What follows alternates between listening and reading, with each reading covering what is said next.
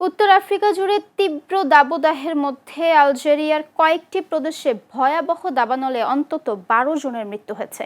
দেশটির স্বরাষ্ট্রমন্ত্রী সাইদ সাইউদ জানিয়েছেন, নিহতদের মধ্যে ডিজেল প্রদেশে ৫ জন, বেজাইয়াতে ৪ জন এবং তিজি উজুতে ৩ জন রয়েছেন।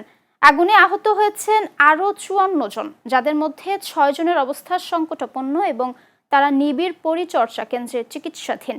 আলজেরিয়ার বেসামরিক সুরক্ষা পরিষেবা জানিয়েছে, এখন পর্যন্ত দেশ জুড়ে ১৫৪টি দাবানল রেকর্ড করা হয়েছে।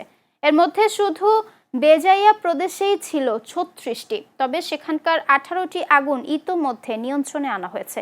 কর্তৃপক্ষ বলছে, উত্তর আফ্রিকা জুড়ে চলমান অস্বাভাবিক তীব্র দাবদাহে পরিস্থিতি আরও জটিল হয়ে উঠছে। বিশেষ করে আলজেরিয়া ও তিউনিসিয়ায় দাবদাহের তীব্রতা বেশি, ফলে নতুন করে দাবানল ছড়িয়ে পড়ার আশঙ্কাও রয়েছে।